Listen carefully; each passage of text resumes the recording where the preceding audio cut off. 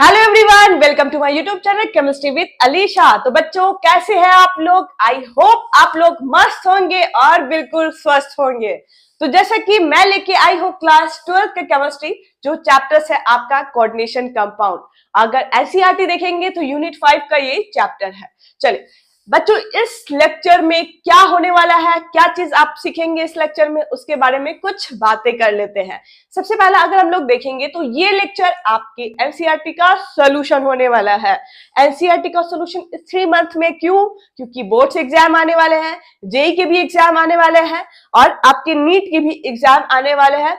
तो बच्चों, अगर हम लोग देखें तो आपका जो बेसिक होता है, ठीक, तो बेसिक क्या होगा? आपका फर्स्ट स्टेयर होता है। जो भी आपका चैप्टर्स में जाते हैं तो फर्स्ट स्टेयर क्या है? आपको बेसिक पहला स्ट्रॉन्ग करना है। बेसिक कैसे स्ट्रॉन्ग करेंगे, तो इसी बारे में हम लोग कुछ डिस्कशन करेंगे। इस चैप्टर्स में कैसे हम लोग टिप्स और ट्रिक्स लगा के इस 3 मंथ्स में बहुत ज्यादा क्वेश्चंस हम लोग अटेम्प्ट कर सकते हैं और सोल्यूशन को लिखना भी सीख सकते हैं। जैसा कि बात करेंगे सीबीएसई की, सीबीएसई में जितने भी सारे क्वेश्चन आते हैं वो एनसीईआरटी से ही आते हैं। तो एनसीईआरटी का अगर लाइन टू लाइन अगर आप उठा के देखिएगा तो सारे क्वेश्चन वहीं से आपके पूछे गए हैं। जेई में बात करें तो जेई में भी सेम टू सेम, ठीक है। अगर हम लोग जेई की बात करेंगे तो जेई में भी, ठीक है, आपके बेसिक ही से सारे क्वेश्चन आपके 70% आते हैं। तो आपको एनसीईआरटी आपका क्या है? फर्स्ट बुक है जो आपको बेसिक को कंप्लीट करेगा। नीट में बात करेंगे तो नीट में भाई तो एनसीईआरटी ही पढ़ना है, ठीक। 80% क्वेश्चन तो एनसीईआरटी से आते हैं और टोटल लाइन टू लाइन आते हैं। तो आपका क्या होगा कि एनसीईआरटी इन टेक्स्ट और एक्सरसाइज क्वेश्चन करके आपका सारा कंप्लीट हो जाएगा, आपका बेसिक बिल्कुल स्ट्रांग हो जाएगा। अगर हम लोग बात करेंगे तो टॉपिक जैसे है आपको, ठीक है, जब क्वेश्चन आंसर करते हैं तो टॉपिक क्या है, ठीक है, और उससे आइडिया हो जाएगा आपको कि कहां से क्वेश्चन ज्यादा पूछे गए हैं। तो आप उस पे क्या है ज्यादा कंसंट्रेट करेंगे और ज्यादा टाइम देंगे। यही बच्चों हम लोग, ठीक है, एनसीईआरटी का सॉल्यूशन करेंगे और बेसिक कंप्लीट करेंगे। स्टार्ट करते हैं। सबसे पहला बच्चों देखेंगे तो क्या करना है, ठीक है, इन 3 मंथ्स में। बच्चा अगर हम लोग देखें तो ये आपका क्या है? 3 मंथ्स बोर्ड के एग्जाम को अब बाकी है। तो आपको 3 मंथ्स में ऐसा क्या करना है कि आप बोर्ड्स में फोड़ के आएंगे। तो सबसे पहला अगर हम लोग देखें तो फुल नोट्स रिवाइज करना है। आपने पहले पढ़ के रखा है, मुझे पता है, बट तो पढ़ के रखा है तो उसको फुल नोट्स को बार बार क्या करना है बच्चों? रिवाइज करना है। बार बार वीक में एक बार तो फुल नोट्स रिवाइज करना है और शॉर्ट नोट्स को क्या करना है? डेली बच्चों रिवाइज करना है। तो डेली रिवीजन से क्या होता है बच्चों? रिवाइज से क्या होगा? आपका सब्जेक्ट है वो बहुत ज्यादा स्ट्रांग होगा। अगर बात करें सेकंड, तो एनसीईआरटी के लाइन टू लाइन को क्या करना है? बार बार देखे पढ़ना है। एनसीईआरटी के हर लाइन में हर आंसर छुपा होता है हर क्वेश्चन का, तो लाइन टू लाइन पढ़ना है। जितने भी जेई में, सीबीएसई में, नीट में क्वेश्चन पूछे गए हैं वो एनसीईआरटी के लाइन से पूछे गए हैं। तो आपको बार बार क्या है? उस टेक्स्ट बुक को बार बार पढ़ना है और आपने पिलो के बगल में रख के सोना है, क्योंकि वही आपकी नींद में भी आनी चाहिए, वही आपके सपनों में भी आना चाहिए, वही आपकी दिनचर्या में भी होना चाहिए। चलिए अगर प्रैक्टिस की बात करेंगे तो प्रैक्टिस कब करना है बच्चों? बच्चा क्या करते हैं? पहले प्रैक्टिस ही स्टार्ट कर देते हैं। बच्चा ऐसा नहीं होता है। पहला क्या है? Full notes, then NCERT line to line, then practice पे आते हैं। प्रैक्टिस से क्या होगा? आपका कोई भी चैप्टर बहुत ज्यादा स्ट्रांग हो जाएगा। और स्ट्रांग से क्या होगा बच्चों? स्ट्रांग से क्या होता है? अच्छा मार्क्स आता है। बाय प्रैक्टिस एक क्वेश्चन को आप 10 बार लिख लो ना बिना देखे, लर्न करके, ठीक है, तो वो क्या होता है? आपके माइंड में क्या होगा? छप जाएगा। अब प्रैक्टिस से छप जाएगा तो आप जब एग्जाम में बैठोगे, ठीक है, तो आपको खुद ब खुद आपका हाथ चलने लगेगा। आप माइंड में आपको सोचना उतना पड़ेगा नहीं, खुद ब खुद हाथ चलेगा और आप पूरा क्वेश्चन क्या है? अटेम्प्ट करके आओगे। बट प्रैक्टिस 1 टाइम को नहीं प्रैक्टिस बोलते बच्चों, एटलीस्ट 10 टाइम आपको एक क्वेश्चन पे आपको टाइम देना पड़ेगा। सबसे पहले अगर हम लोग फर्स्ट क्वेश्चन बच्चों देखें तो फर्स्ट क्वेश्चन पे आती हूँ तो एक्सप्लेन है आपका क्वेश्चन नंबर फर्स्ट है, explain the bonding coordination compound in terms of Werner postulate. आपने पढ़ा, ठीक है, क्वेश्चन को बार बार पढ़े। बार बार मतलब क्या होता है, at least 3 times. 3 is my lucky number, ठीक। तो 3 टाइम्स अगर आप लोग पढ़ेंगे तो आपके दिमाग में आएगा वो चीज, आपको, ठीक है, वो चीज याद आएगा कि हमने क्या पढ़ा है, कहाँ पढ़ा है, कब पढ़ा है। तो कैसे, अगर हम लोग देखें तो आपने एनसीईआरटी लाइन टू लाइन तो पढ़ा होगा। अब आप ही जान रहे होंगे कि पढ़ा होगा कि नहीं पढ़ा होगा। तो एनसीईआरटी को पढ़ना बहुत ज्यादा फायदेमंद है अगर आप लाइन टू लाइन पढ़े होंगे। अगर पेज नंबर 120 अगर एनसीईआरटी का उठाइएगा तो वही लिखा हुआ है वर्नर्स पोस्टुलेट के बारे में। तो वर्नर्स क्या थे, इनका पूरा नाम क्या था आपका, एल्फ्रेड वर्नर। भैया क्यों याद करा रही है आप पूरा नाम, हम तो क्या है कि पढ़ना, एक तो पढ़ रहे हैं यही बहुत है, आप तो पूरा इंफॉर्मेशन ही लिखा रही है और इंफॉर्मेशन ही याद कर रही है। तो क्वेश्चन में भी नहीं आता है जेईई और नीट में। बच्चा आपको बोर्ड्स का एग्जाम भी देना है, जब बोर्ड्स का एग्जाम देने बैठिएगा ना तो आपका 2 लाइन में वर्नर्स खत्म हो जाएगा और मार्क्स मिलेगा बस 98, ठीक। 98 मतलब समझ गया ना, आधा। 4 मार्क्स का रहेगा तो 98 मिलेगा, आधा, ठीक है। अब गए आप कार तेल लेने। तो बच्चा आपको हर एक इंफॉर्मेशन पता होना चाहिए। वर्ड्स बढ़ेगा आपके, ठीक है, धीरे धीरे सेंटेंसेस बढ़ेंगे। एटलीस्ट आप, ठीक है, क्या होगा, 12 से 15 लाइन में उसको एक्सप्लेन अच्छे से कर पाएंगे, तभी आपको 4 मार्क्स मिलेंगे। तो आपको पढ़ना ऐसा है कि उसको स्टोरी के टाइप में पढ़ेंगे ना तो वो ज्यादा दिन तक लर्न रहेगा। तो एक चीज बताती हूं मैं आपको कि वर्नर्स जब आप पढ़े तो उस चीज को आंसर आप नहीं देखे, आपने एनसीईआरटी, मैंने पहले ही बताया था कि आपको क्या है, फुल नोट्स पढ़नी है, देन एनसीईआरटी का लाइन टू लाइन पढ़ना।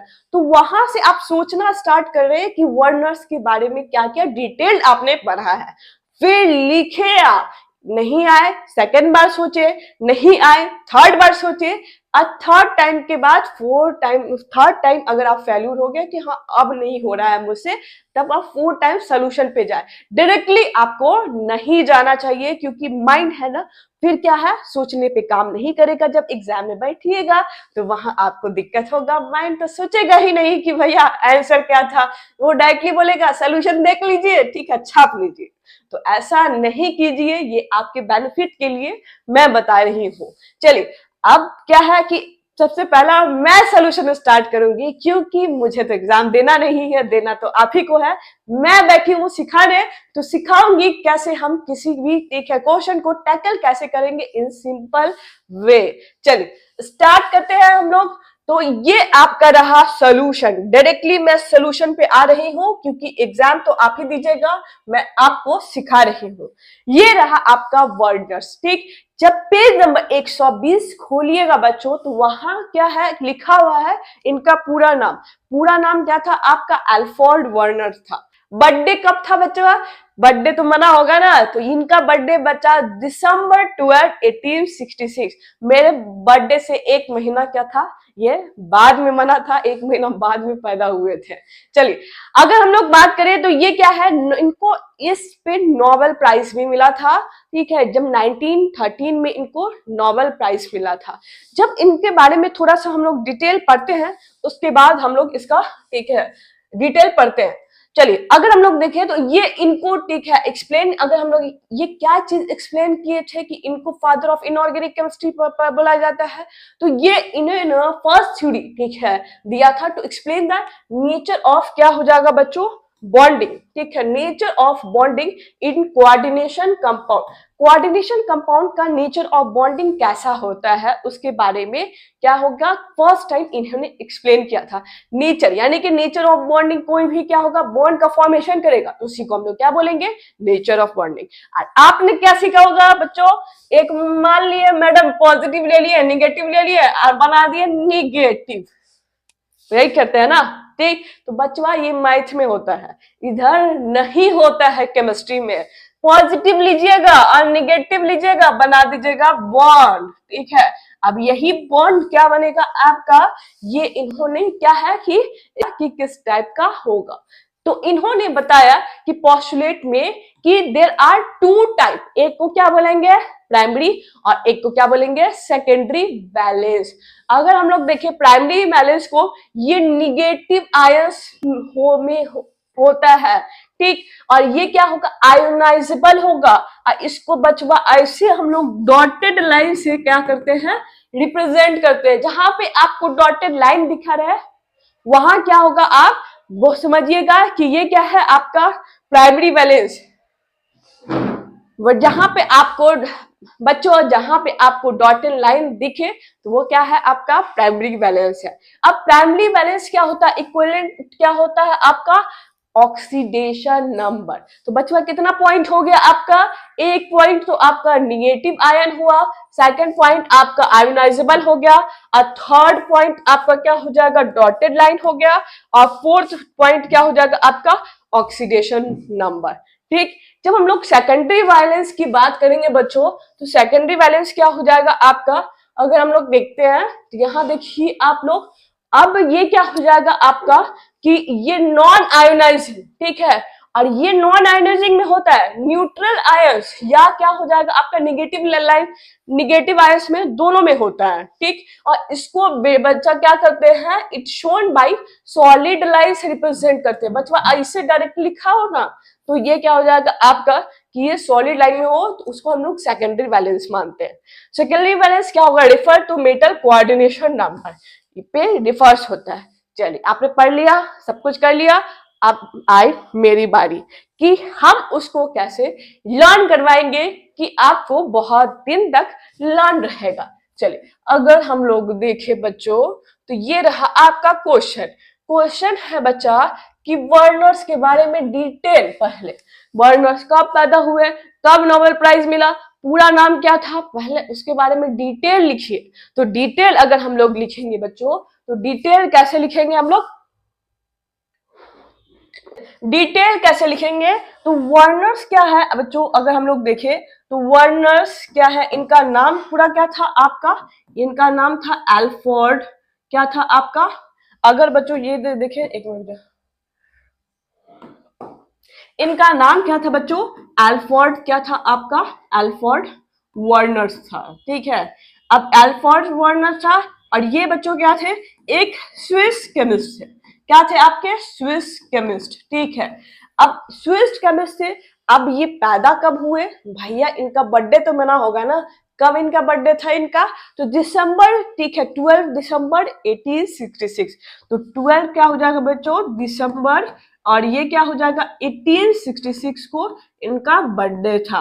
अब हम लोग देखेंगे इनको नोबेल प्राइज कब मिला, तो नोबेल प्राइज इनको कब मिला बच्चों 1913 में, ठीक है। तो नोबेल प्राइज ये क्या हो गया आपका नोबेल प्राइज, ठीक है 1913 में इनको मिला। और क्यों मिला था, क्योंकि नेचर ऑफ बॉन्डिंग, ठीक है, इनको क्या होगा आपका कॉम्प्लेक्स कंपाउंड और कोऑर्डिनेशन कंपाउंड के बारे में बताया था। तो ये भी लिख लीजिए बच्चों, नेचर क्या हो जाएगा आपका ऑफ बॉन्डिंग, क्या हो जाएगा बॉन्डिंग इन कॉम्प्लेक्स कंपाउंड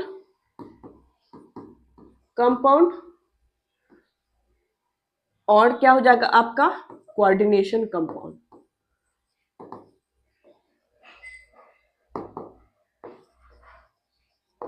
चलिए इनके बारे में बताया था, चलिए हो गया। अब ये रहा बच्चा कि बेसिक इंफॉर्मेशन की आपके एल्फोर्ड के बारे में, एल्फोर्ड वर्नर्स के बारे में ये बेसिक इंफॉर्मेशन है बच्चों। अगर हम लोग देखेंगे अब आते हैं मेन मुद्दे पोस्टुलेट पे, तो इन्होंने ठीक है बताया कि there are two type of क्या होता है वैलेंस, ठीक, एक को बच्चा क्या बोलेंगे प्राइमरी वैलेंस, क्या बोलेंगे हम लोग प्राइमरी वैलेंस, और एक को क्या बोलेंगे बच्चा सेकेंडरी वैलेंस, क्या बोलेंगे हम लोग सेकेंडरी वैलेंस, ठीक। चलिए अगर हम लोग देखें तो फर्स्ट हो गया आपका प्राइमरी वैलेंस, सेकेंडरी वैलेंस आपने लर्न कर लिया, ठीक। तो यहां से अगर हम लोग देखें तो बच्चा ये क्या होगा आयोनाइजेबल, क्या बोलेंगे हम लोग आयोनाइजेबल, और ये बच्चों क्या होता है आपका नॉन आयोनाइजेबल, ठीक। चलिए अगर हम लोग ये आपका फर्स्ट, ये आपका फर्स्ट क्या हो जाएगा आपका क्या होगा पॉइंट, ठीक। सेकंड पॉइंट अगर हम लोग देखें तो इसको अगर हम लोग देखें तो ये निगेटिव क्या हो जाएगा, आयंस में होता है, और ये क्या होगा निगेटिव, और क्या होगा आपका न्यूट्रल्स में होता, आयंस में होता है। अगर हम लोग फोर्थ देखें तो इसको हम लोग डॉटेड क्या होगा आपका लाइन से रिप्रेजेंट करते हैं, और इसको अगर हम लोग देखें तो इसको बच्चों क्या करते हैं हम लोग, क्या बोलते हैं, बोल्ड लाइन या सॉलिड लाइन भी आप कह सकते हैं, सॉलिड लाइन भी आप कह सकते हैं। चलिए अगर हम लोग थर्ड में बात, ये क्या होगा कोऑर्डिनेशन नंबर पे होता है, और ये क्या हो जाएगा आपका, ये क्या होगा इक्विवेलेंट टू, ठीक है, ऑक्सीडेशन नंबर, ये क्या हो जाएगा बच्चों ऑक्सीडेशन, ठीक है, ये क्या हो जाएगा ऑक्सीडेशन नंबर, और ये क्या हो जाएगा आपका, ठीक है, कोऑर्डिनेशन नंबर। तो ऐसे अगर पॉइंट से आप लोग लर्न करेंगे तो आपको ज्यादा दिन तक लर्न रहेगा। चल आप अगर इसको बार बार रिपीट करेंगे एक स्टोरी की तरह तो आपको क्या होगा बच्चों, ज्यादा दिन तक लर्न होगा और माइंड में क्या हो जाएगा, छप जाएगा। अगर एग्जाम में बैठेंगे ना आप तो ऐसे ऐसे कि आपको उतना सोचना नहीं पड़ेगा, आपका हाथ खुद ब खुद चलेगा कि भैया तो कहानी तो है, ठीक है, कहानी क्या है, एल्फ्रेड वर्नर नाम था उनका पूरा, उनके क्या क्या थे आपके, वो स्विस एक केमिस्ट थे, जन्म बर्थडे कब हुआ था 12 दिसंबर 1866 को हुआ था, नोबेल प्राइज कब मिला था 1913 को मिला था, क्या बताए थे तो नेचर ऑफ बॉन्डिंग के बारे में एक्सप्लेन किए थे इन कॉम्प्लेक्सेस कंपाउंड या कोऑर्डिनेशन कंपाउंड। चल अगर हम लोग आते हैं पोस्टुलेट पे, there are two type of primary, क्या होगा आपका बैलेंस बताया उन्होंने, एक को बोला प्राइमरी बैलेंस, एक को बोला सेकेंडरी बैलेंस। अगर यहाँ देखिएगा तो जस्ट एक को याद कर लीजिएगा, दूसरा क्या है जस्ट उसका अपोजिट है, तो अपोजिट वाला तो तुरंत याद हो जाता है, तो वो क्या था आपका, सबसे पहला क्या है आयोनाइजेबल है, दूसरा वाले को क्या बोलेंगे नॉन आयोनाइजेबल, एक क्या है आपका निगेटिव आयंस में है, दूसरा वाला दोनों हो सकता है निगेटिव या न्यूट्रल लाइन में भी हो सकता है, एक क्या है डॉटेड लाइन से उसको रिप्रेजेंट करेंगे और एक को सीधा सॉलिड लाइन पे से हम लोग रिप्रेजेंट करेंगे। एक क्या है बच्चा ऑक्सीडेशन नंबर के इक्विवेलेंट होता है और एक क्या है आपका कोऑर्डिनेशन नंबर। तो ऐसे हम लोग क्या करेंगे कि उसको एक स्टोरी की तरह याद करेंगे तो चीजें हमें ज्यादा दिन तक याद रहेगी और एग्जाम में बोर्ड्स एग्जाम में बैठिएगा तो आपका हाथ फट फट फट फट चलेगा। कब? By practice, by learn, by practice और उसको बार बार रिवीजन से, तब आपका एग्जाम में आपका हाथ क्या होगा, चलते जाएगा चलते जाएगा। लाइन अगर लिखना चाहेंगे तो आपसे क्या होगा 20 लाइन लिखाएगा, ये मेरा वादा है। चलिए अब हम लोग स्टार्ट करते हैं सेकेंड क्वेश्चन। बंद। अब सेकेंड क्वेश्चन की तरफ हम लोग चलते हैं। तो सेकेंड क्वेश्चन अगर हम लोग देखें तो ये रहा बच्चों आपका सेकेंड क्वेश्चन, ठीक। तो सेकेंड क्वेश्चन अगर बच्चों देखेंगे तो गौर से 3 बार आपको, ठीक है, ये क्वेश्चन आपको पढ़ना है। बच्चों हम तो पढ़ेंगे एक बार, ठीक है, 2 बार आप घर जाके उसको पढ़िएगा क्योंकि मैडम का 3 क्या है आपका लकी नंबर, आपका नहीं मैडम का लकी नंबर है। चलिए स्टार्ट करते हैं क्वेश्चन। क्वेश्चन को बार बार पढ़े क्योंकि क्वेश्चन ही आपको क्या करेगा, आंसर का आइडिया देगा और आंसर सोचने पे मजबूर करेगा कि आंसर क्या होगा। इसलिए क्वेश्चन आंसर को हम बोलते हैं बच्चों की आंसर को, फिर भी चलिए लास्ट टाइम आप देखिए क्वेश्चन को एटलीस्ट 3 टाइम्स पढ़िए। क्वेश्चन आपको सोचने पे जब मजबूर करेगा तो आंसर खुद ब खुद ठीक है आपको नजर आएगा। चलिए अगर हम लोग देखें क्वेश्चन तो बोल रहा है FeSO4 सोल्यूशन मिक्स्ड विद, ठीक है, किसके साथ मिक्स किया गया है आपका NH4, ठीक है, इसको हम लोग बोलेंगे NH4 to SO4 के साथ मिक्स किया गया है 1:1 मोलर रेशियो में। जो टेस्ट देता है आपको Fe2+ आयन, जो टेस्ट देता है उसको बच्चों क्या बोलते हैं, LCRT में लिखा हुआ था। तो टेस्ट देता है उसको हम लोग क्या बोलते हैं, डबल सॉल्ट। क्या बोलेंगे बच्चों, डबल सॉल्ट। जब उसको, ठीक है, मिक्स विथ एक्वस अमोनिया, अच्छा बट ठीक है CSO4, ये CSO4 सोल्यूशन है, इसको क्या है एक्वस अमोनिया में अगर हम लोग मिक्स करते हैं, मिला देते हैं तो 1:4 का मोलर रेशियो डस क्या होगा, not give the test, test one नहीं देता है। यहाँ देखिए टेस्ट नहीं देता है तो एक्सप्लेन वाई, ऐसा क्यों होता है। अब बैठ के आप सोचिए ऐसा क्यों होता है। क्योंकि आपने घर में कुछ पढ़ा हुआ है तो आपके दिमाग चलना चाहिए, नोट्स में लिखा हुआ है तो आपको दिमाग चलना चाहिए कि ऐसा क्यों हो रहा है। ठीक है, चलिए सबसे पहला क्या है कि आंसर पे नहीं आना है, पहले आपको सोचना है। और मुझे तो भैया एग्जाम देना ही नहीं है, मैं तो फ्री हूं, ठीक है, तो मैं तो आंसर पे आ सकती हूँ। चलिए सबसे पहला अगर हम लोग देखेंगे तो ये रहा आपका आंसर। तो यहाँ क्या है बच्चों कि लिखा हुआ है, let us see the reaction. Reaction देखिए, रिएक्शन में है आपका कि सबसे पहला देखिए, ठीक है, NH4SO4 इसको मिला दिया गया और मिला दिया गया, यहाँ वाटर भी लिया गया है, आप ले सकते हैं। और इसी को हम लोग क्या बोलते हैं बचवा, मोर सॉल्ट। यही है आपका फॉर्मूला मोर सॉल्ट का। चलिए अब इसको NH3 को, ठीक है, जो एक्वस अमोनिया हमने पीछे पढ़ा था उसको CSO4 के साथ मिलाया गया। अब देखिए थोड़ा ब्रैकेटवा आ गया है बीच में। अब ब्रैकेटवा आता है तो उसको हम लोग क्या बोलते हैं, कॉम्प्लेक्स कंपाउंड। बच्चों यहाँ कॉम्प्लेक्स कंपाउंड हो गया है। तो अब आएगा मेन क्या है, ये तो ट्रेलर था, अब आएगा मेन कहानी। ठीक, द कंपाउंड इज, ठीक है, इसको हम लोग क्या बोलेंगे, मोर सॉल्ट। और इसको क्या अगर हम लोग देखें तो इसको आईपीएसी में कैसे हम लोग लिखते हैं, तो इसको लिखते हैं टेट्रा अमीनो, ठीक है, कॉपर 2 सल्फेट। ठीक, चलिए अब आते हैं मेन कहानी पे। और इस दोनों को क्या होगा, कंपाउंड भी हम लोग, ठीक है, क्लासिफाइड कर सकते हैं। चलिए अगर हम लोग देखें तो ये क्या है, the former is example of. Former word आ रहा है बच्चों, ठीक, आप फॉर्मर सीबीएसई के स्टूडेंट हैं। फॉर्मर क्या है आपका वर्ड, मतलब कि पहला वाला क्या है आपका, ये कंपाउंड क्या है आपका, डबल क्या होगा आपका, सॉल्ट है। इसे हम लोग क्या बोलते हैं बच्चों, डबल सॉल्ट। ठीक, और वर्ड लेटर दूसरा वाला, ठीक है, आया तो कंपाउंड इज कोऑर्डिनेटिंग, ठीक है, विल कहां गया, ठीक है, double salt and contains Fe2 plus ions, बोलते हैं कॉम्प्लेक्स कंपाउंड। मैं लिख देती हूँ, ये दूसरा वाला क्या हो जाएगा आपका, कॉम्प्लेक्स कंपाउंड। अब आया मेन कहानी, जहां से अगर हम लोग बच्चों देखेंगे तो ये क्या है कि आपका FeSO4 NH4 जो हम लोग किसमें मिक्स किए थे, ठीक है, कि FeSO4 और FeNH4 और डबल सॉल्ट, ठीक है, और ये क्या किस FeSO4 NH4 6H2O और डबल सॉल्ट, ठीक है, और इसमें क्या होगा Fe2 प्लस आयंस, ठीक है, होता है। अब मैंने सिखाया था आपको प्रीवियस वाले, ठीक है, आपके क्वेश्चन में, जो क्या होगा आपका आयनाइजेबल फॉर्म में होगा, देयरफॉर इट गिव्स Fe2 क्या होगा, टेस्ट देगा। बट अब आते हैं नेक्स्ट पे, जो आपका था मेन कि एक्सप्लेन वाई, कि ये कंपाउंड अगर हम लोग देखें तो ये क्यों नहीं देता है, तो इज अ, ठीक है, ये क्या है, कोऑर्डिनेशन कंपाउंड है और it contains Cu plus ions. Ions होता है, it is not ionizable form, ये आयनाइजेबल फॉर्म में नहीं होगा, तो therefore it does not give test ion, क्योंकि टेस्ट आयंस नहीं देगा। चलिए आपने पढ़ा और समझा। अब आते हैं इसके पॉइंट्स पे, क्योंकि बचवा आपको क्या करना है, बोर्ड्स का एग्जाम भी देना है और आपको जेई का भी एग्जाम देना है और नीट का भी एग्जाम देना है। क्या इतना बड़ा आपको याद रहेगा भाई?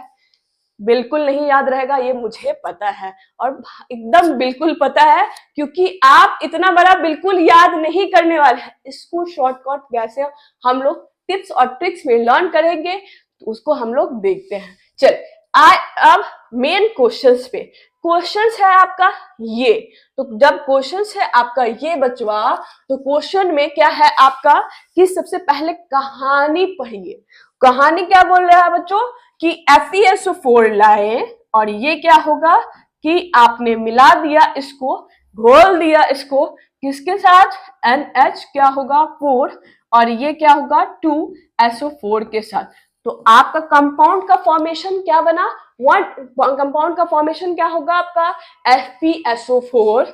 अगर हम लोग देखें तो FeSO4 ये क्या हो जाएगा आपका NH क्या होगा 4 और ये क्या होगा 2 और ये क्या होगा आपका SO4 में ये कंपाउंड बना। अब ये कंपाउंड बच्चा अगर हम लोग देखें 1:1, ठीक है, मोलर रेशियो में बनता है। जब 1:1 मोलर रेशियो में बनता है और इसी कंपाउंड में वाटर ऐड कर दीजिएगा तो मोर सॉल्ट भी बोलते हैं इसको। तो ये क्या होगा आपका टेस्ट देता है, ठीक है। अब टेस्ट देगा, पहले तो Fe2 प्लस आयंस निकलेगा और ये क्या हो जाएगा आपका टेस्ट देता है, ठीक। बात हुआ तो क्लियर, यहां तक हमारा क्लियर हो गया बात, ठीक है। यहां तक अगर देखिएगा तो सारा क्लियर। आप अब आइए सेकंड लाइन पे।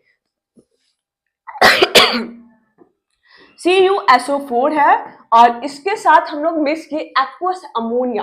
एक्वस अमोनिया लिखिए एक्वस, और ये क्या हो जाएगा बच्चों NH3। कितना रेशियो में 1:4 रेशियो में इसको हम लोग मिला है। तो ये क्या होगा does not give test Cu2 plus I। बाबू ये क्या हो जाएगा कॉम्प्लेक्स कंपाउंड बन जाएगा, ठीक है। और ये Cu2 प्लस आयंस में, ठीक है, नहीं देगा टेस्ट।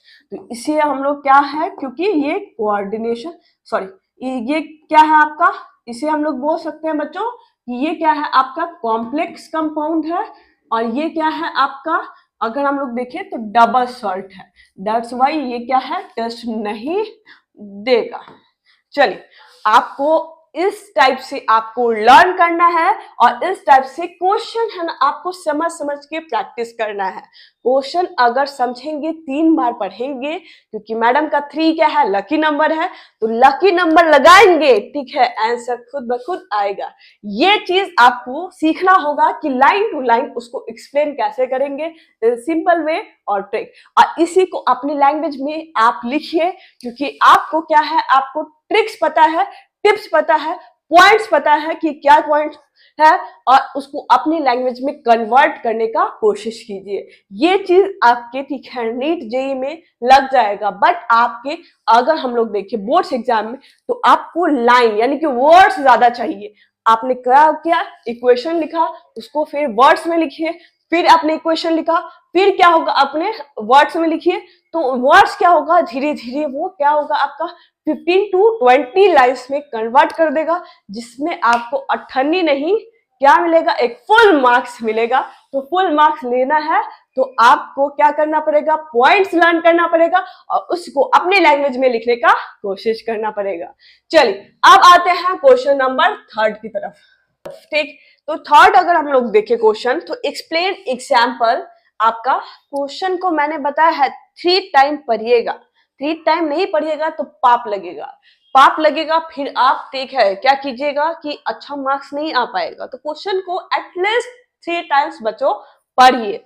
तो यहाँ अगर हम लोग देखें तो एक्सप्लेन द 2 एग्जाम्पल, मात्र 2 एग्जाम्पल बोला है आपको, ठीक है। बताइए किसका बच्चा तो ये क्या है कोऑर्डिनेशन एंटिटी लिगेंड। फर्स्ट क्या है कोऑर्डिनेशन एंटिटी, सेकंड क्या है लिगेंड, और थर्ड बच्चों क्या है आपका कोऑर्डिनेशन नंबर, फोर्थ क्या है आपका बच्चों कोऑर्डिनेशन पॉलीहेड्रॉन, और फिफ्थ क्या है आपका होमोलैप्टिक, और 6 क्या हेट्रोलैप्टिक, ठीक।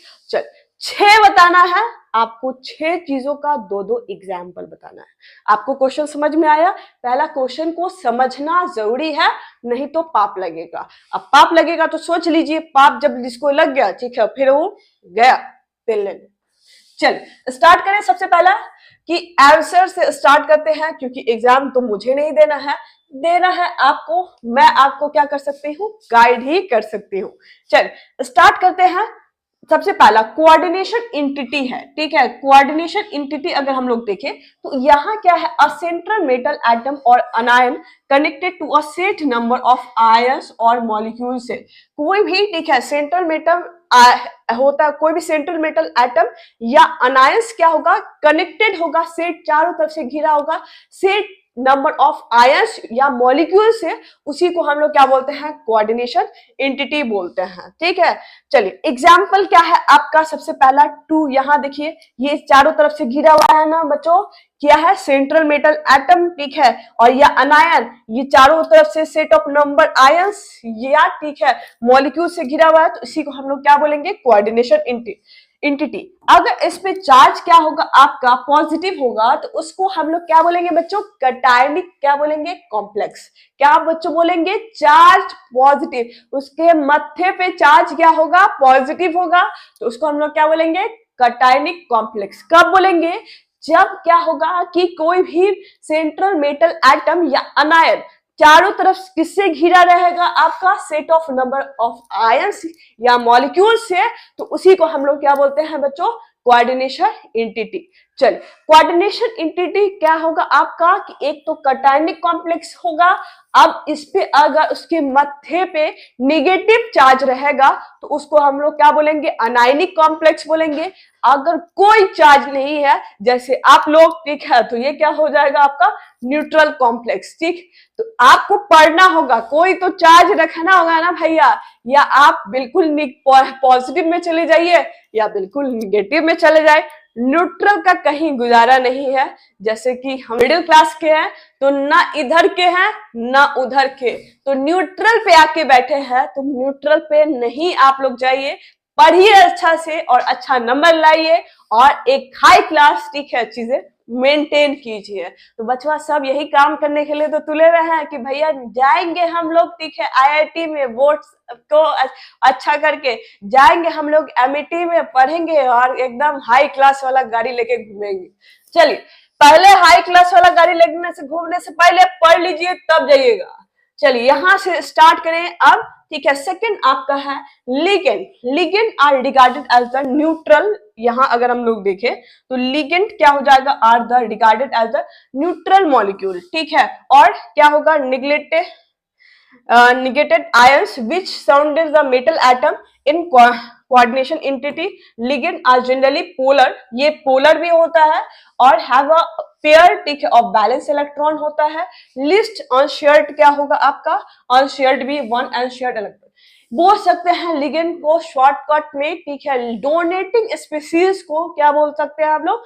क्या बोल सकते हैं हम लोग? लिगेंड जो डोनेट कर दे, ठीक है। तो कौन कौन लोग डोनेट करते हैं? एक अमीर आदमी और एक क्या होगा आपका? गरीब आदमी। यही दोनों डोनेट करते हैं क्या? ठीक नहीं बच्चा, एक अमीर आदमी ही ज्यादा डोनेट करते हैं और डोनेट करते हैं। एक क्या होगा? निगेटिव आयंस और एक क्या होगा आपका? Lone pair. जो यही दो क्या है? रिच पर्सनैलिटी है इन, ठीक है, कोऑर्डिनेशन कंपाउंड, जो अपना इलेक्ट्रॉन क्या करेंगे? डोनेट करेंगे। तो एक निगेटिव और दूसरा क्या हो जाएगा आपका? Lone pair species. चलिए अगर हम लोग बात करें तो ये आपका, ये क्या है? एग्जाम्पल है आपका H2O, NH3CO, ETC are some ligand. Coordination number है आपका थर्ड क्या है? Coordination number of central metal atom को हम लोग क्या बोलते हैं? जो टोटल नंबर ऑफ, ठीक है, लिगेंड होगा सेंट्रल मेटल एटम में, वेदर इज न्यूट्रल और negative ion that connected to central metal atom in the coordination sphere, it is also known as, ठीक है, क्या बोलेंगे? Coordination number. तो सेंट्रल मेटल एटम को ही क्या बोलते हैं? आपका कोऑर्डिनेशन स्केल, ठीक है, कोऑर्डिनेशन नंबर बोलेंगे, या टोटल नंबर ऑफ लिगेंड्स इसमें होगा। वेदर न्यूट्रल भी हो सकता है, नेगेटिव भी हो सकता है, जो connected to the central metal atom से होगा इन द कोऑर्डिनेशन स्फीयर, इसी को हम लोग क्या बोलेंगे? Coordination number. चलिए अगर हम लोग देखें इसका एग्जाम्पल, तो यहाँ आपका एग्जाम्पल है K2PT, ठीक है, और Cl6 है, कंटेन्स प्लेटिनियम, ठीक है। सेंट्रल मेटल एटम क्या होगा आपका? Chloride ions as ligand. Since there are 6 ligands है, 6 इसमें लिगेंड्स लगे हुए हैं, क्लोरीन 6 लिगेंड्स लगे हुए हैं, देयरफॉर द कोऑर्डिनेशन नंबर क्या है आपका? इसलिए 6 है। चलिए अब बच्चों अगर हम लोग फोर्थ वाला टॉपिक की बात करें तो इसका टॉपिक का नाम है कोऑर्डिनेशन पॉलीहेड्रॉन। तो ये क्या होता है?